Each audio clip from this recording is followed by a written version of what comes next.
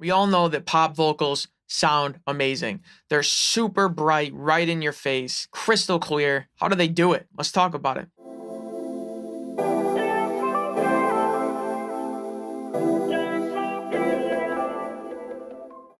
Yo, what's good, guys? Inswain with Inswain Audio. Welcome back to the channel. If you're new here, this is your first time, subscribe and stick around because I drop a video every single day just like this. You don't want to miss them.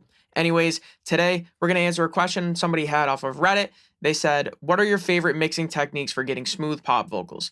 I was recently listening to a couple of cuts off of the Betty Who album, Big, and the vocal sound on that record is astonishing. It inspired me to write in and ask, what are your favorite mixing techniques for vocal sounds that are so bright and crystal clear, but they stay silky smooth the whole time? All right, well, let's take a listen to one of these songs. I had never heard of this artist or this album, and I checked it out, and one thing really stood out to me that we're going to talk about, but let's take a listen. This is the song Big from Betty Who.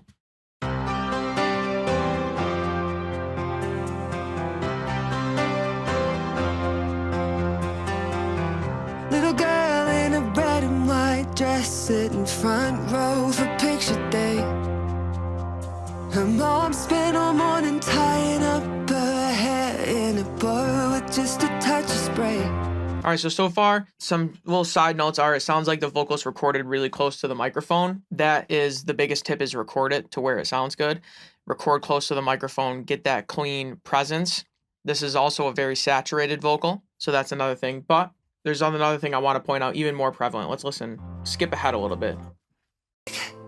Larger than life, a million miles high, that once in a century.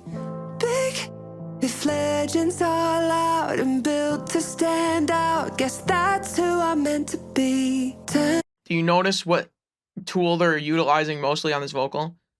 The answer is compression. If you could hear that and you can hear compression, you know that is the answer. I talk about it a lot on this channel where compression, especially on vocals, a lot of people are afraid to use too much of it, but that's what's separating you from quote unquote these mixes you're chasing after.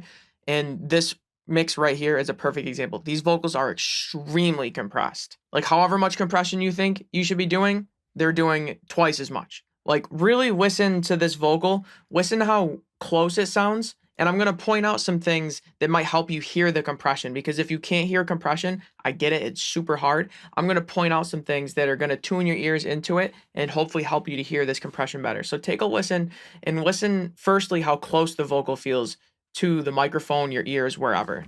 Built to stand out, guess that's who I'm meant to be. 10 feet tall and I'm proud of it. You can't make me smaller, you'll never make. Okay, so another thing to listen to is listen to how breathy the vocal sounds, where it sounds like the singer is exhaling the whole time right into your ear. And that is because these are lower sounds that are getting squashed and leveled out evenly with the compressor. So when the compressor does the squashing, we hear those parts brought up more. So we can really hear the breathiness. Listen to how it's like breathing in your ear. Proud of it. You can't make me smaller, you'll never make me fit. 'Cause baby, I was born to be. And right there, that pulse baby right there, that's another artifact of compression. Even the breaths in between the takes are pretty loud, and that's because everything's being compressed. Now, don't get me wrong, I don't think these are bad sounds. When I say artifacts, that has a negative connotation. I like these sounds, personally. It's all subjective, but I like the sound of compression.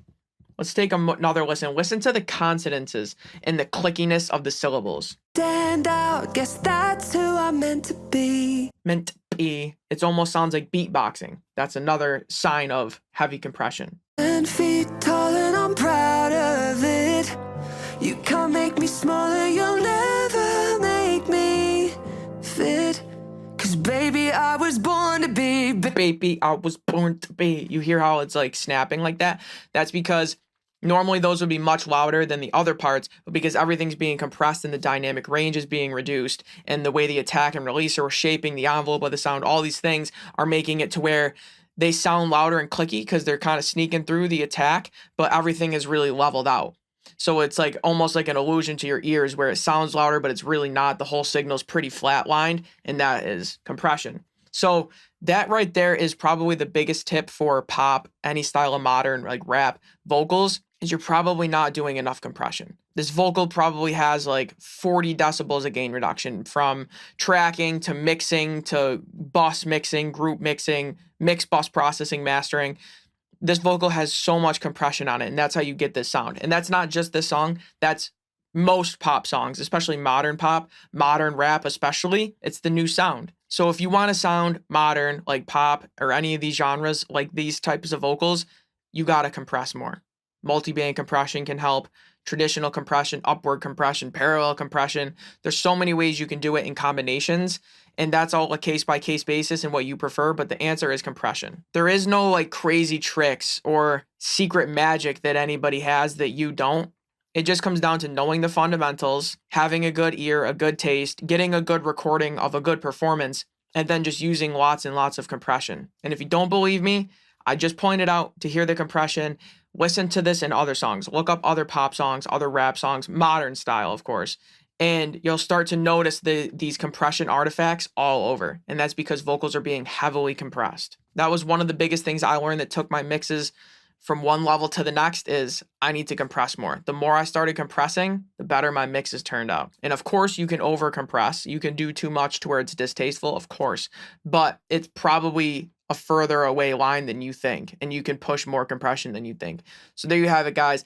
That is how you are going to mix pop vocals. I know that's oversimplified. There's a million things I could talk about. I could talk to you for the next 10 years about how to mix a pop vocal, but the biggest tip and the biggest takeaway is compression. It's going to get you loudness. It's going to get you clarity, upfront vocals. All of these things you're looking for are from compression primarily. So let me know down in the comments below if you enjoyed this. If you have any video suggestions, I'm open to those as well. I'd appreciate it. If you could, throw me a like, throw me a subscribe. You stuck around this long, and I'm going to see y'all tomorrow, so you might as well do it today. Inswain with Inswain Audio, man. Peace.